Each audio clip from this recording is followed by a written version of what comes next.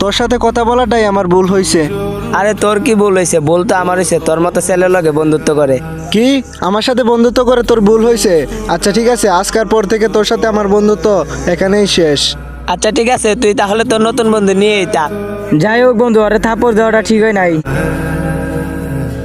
ঠিক না বেটি, এটা তুই আমার শিয়াইবে?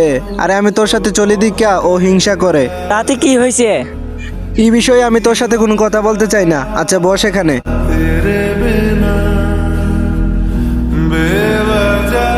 কিরে, তোর কাছে যে টাকা পাই, টাকা দে আমার। আচ্ছা বন্ধু, তোর কাছে কিছু টাকা আছে নি? দে তো আমাকে, আমি তোকে বাসায় গিয়া দিয়া দিমু। এই মুহূর্তে আমার কাছে কোনো টাকা নেই রে বন্ধু।